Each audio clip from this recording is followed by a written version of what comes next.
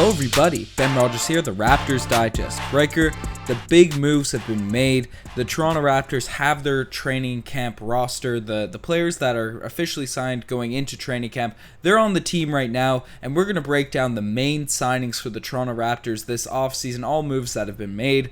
And you know, the Raptors, despite the fact they lost Kawhi Leonard and Danny Green, they've picked up a lot of interesting players that could certainly help this roster going forward. Yeah. Now be careful when you say big moves, Ben. We were some heavy backlash the last time that we made the big moves claim, but I definitely agree with your point. Something had to be done, of course, with losing Kawhi Leonard, and it's impossible to fill in the talent that he had, just the straight up talent and his presence on the court. There's not going to be one single player bring the Raptors to a championship again in the same fashion that happened last season. So what we've seen happen so far, and whether or not it turns into something bigger, maybe a trade, right now it seems like how can we make as strong of a complete unit as possible, soccer style or baseball style, where you just have a good all-around team. And we're going to break down who we think among those that we've picked up is the best and what the ratings are. So Ben, maybe you want to break us down however you decide.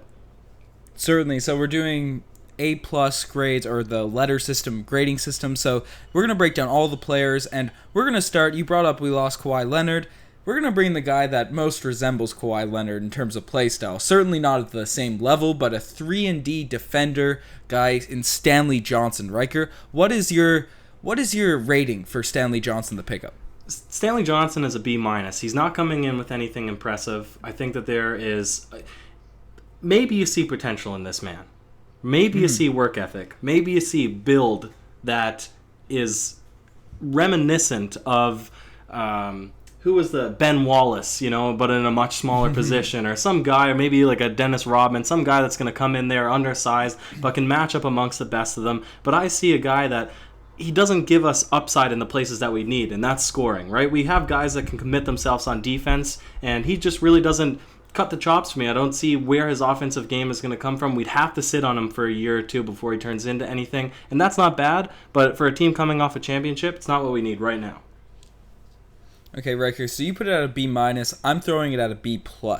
And I wanted to say A-, but I'm throwing it a B+ because Stanley Johnson was a guy, he was a lottery pick that was very encouraging coming into the league. He obviously played for the Detroit Pistons, who haven't been notorious for developing talent, aside from Andre Drummond. So he hasn't been in the greatest systems. New Orleans Pelicans, he didn't really develop either, but once again, not an established franchise. But he is a guy that has shown he can play phenomenal defense and he can knock down threes. Maybe not the most consistent basis, but he doesn't have a broken jumper by any means. He can certainly knock them down at a capable level at the NBA.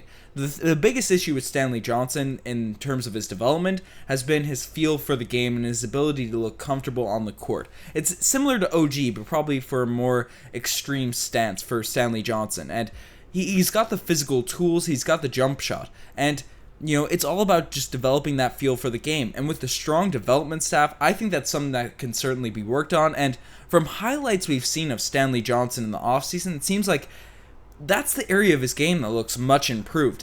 He hasn't developed a crazier handle or a smoother jump shot, but those aren't the areas that he's really struggled in. His feel for the game, his ability to hit spin around jump shots, it's been pretty cool to see him in these highlight scrims. Obviously that's not the NBA, but it looks like he's developing on the areas he struggled in the past, and maybe on the Toronto Raptors he's going to be capable of re-upping his game and living up to that potential that he had on draft night. Now, is that for sure? No, that's why I'm putting it at a B+, but the fact that he is improving in that, maybe Masai sees something in him that no one else does.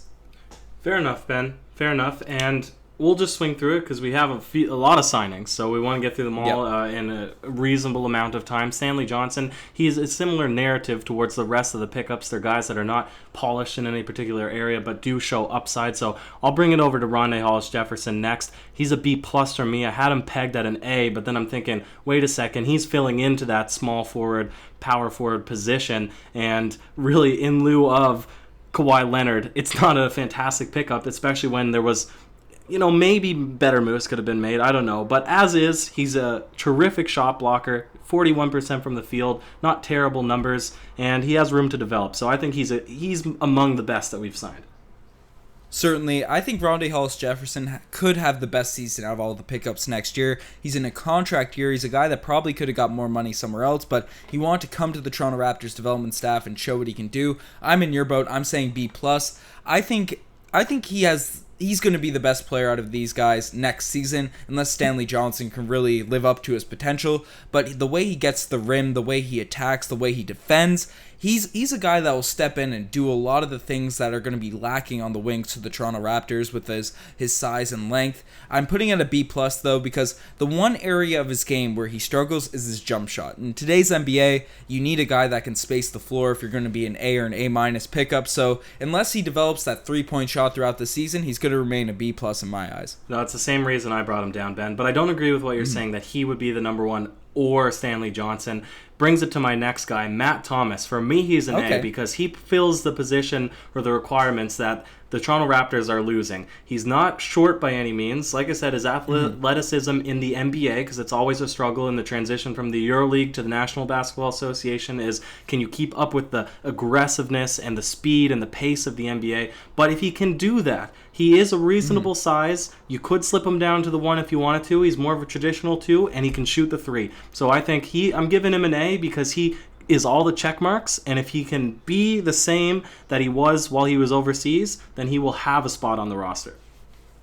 Well, Ryker, that's a very fair point, and you're saying A, I'm putting out a B+ as well. I've been going with I think I have 3 B+ already with this group, but Matt Thomas, he's a guy that is a ridiculous three-point shooter. He shot 99% on open threes apparently in Europe last season, so he's a guy that will certainly be able to come in and stroke it. But we've seen players in the NBA with killer jump shots just not be able to put it all together on the basketball court. You know, guys like Jimmer Fredette and even Jason Capono is one of the best shooters, a former Raptor, but not really able to be a guy but we've that seen can be guys on the like court. JJ Redick and Kyle Korver who have painted themselves a 20-year-long career, basically, and on any team is thrilled to pick them up. Certainly, but I'm putting him at a B+ because for every JJ Redick and player like that, you get a guy that kind of flops. So I'm not all in on the Matt Thomas hype train. I think he could be really good. I'm not saying he's bad by any means. I'm putting him at a B+. I think it was a very smart pickup, and Masai Ujiri got him very early in the offseason before anyone else was talking about him. We were thinking about pairing him with Kawhi as well, so I think he could be a great pickup for the Raptors, but I'm not selling it as an A just yet, because in the same vein of Stanley Johnson and Rondae Hollis-Jefferson, they all have skills that are very intriguing as a Raptors fan, but they all have certain holes to the game that they really need to fill to be an A in my eyes.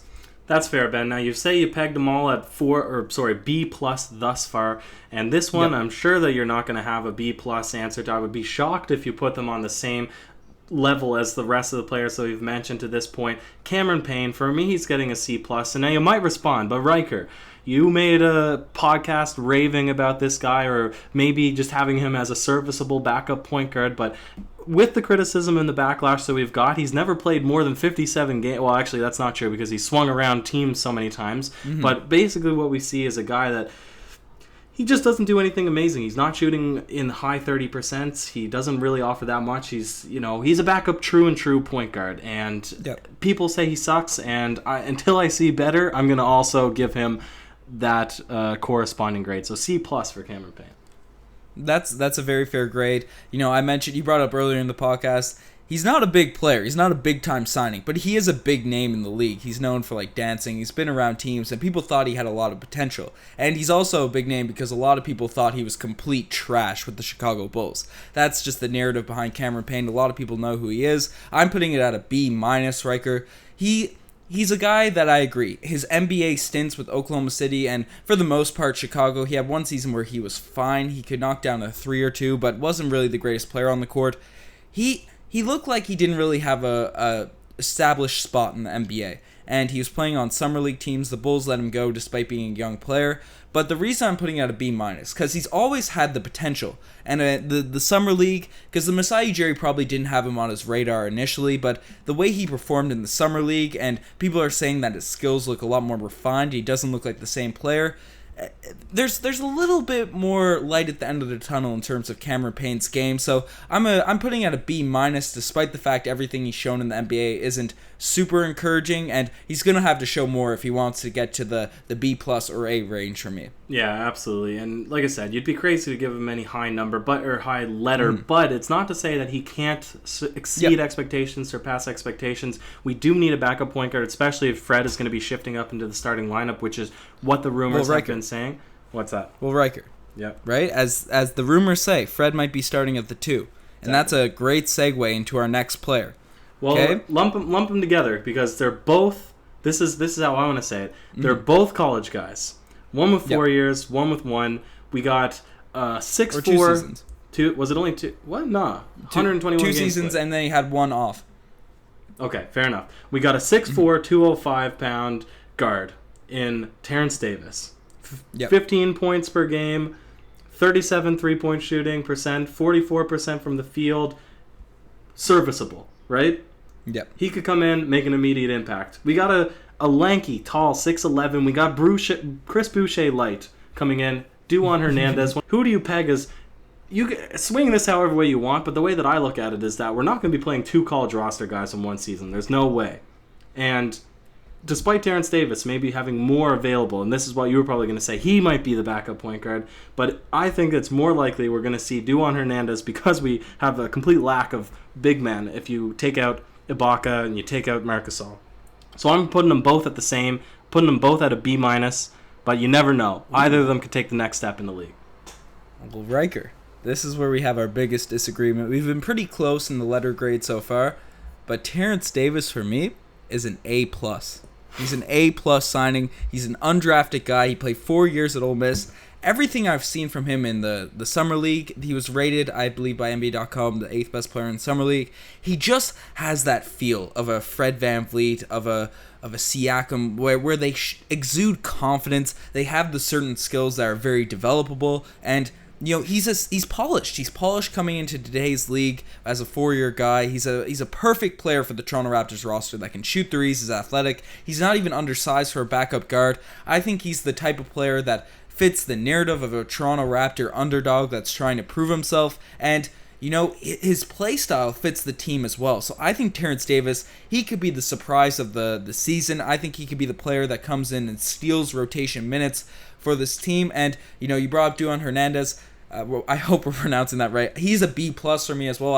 As I've said, a B+ has been my kind of go-to grade for this podcast, but he's a guy, he's a phenomenal rebounder, a phenomenal defender. His three-point shooting is lacking in terms of a big man, which is kind of needed if you want to be a heavy rotation piece in today's league, but 6'11", 235 pounds, he's a guy that can certainly carve a niche for himself in terms of aggressiveness and energy, and it's similar to Pascal Siakam, where Siakam had kind of a mid-range jump shot coming into the league, but he was an energy player, and Masai Ujiri loves to pick up these guys that can lock down their position, be great help defenders if they're big men, and then, if he develops that offensive game a bit more, for a 59th overall pick, that's a B+ signing for me. Obviously, you got to be able to knock down the 3 if you want to be an A, and Terrence Davis as an undrafted player, that's an A+ pickup for me.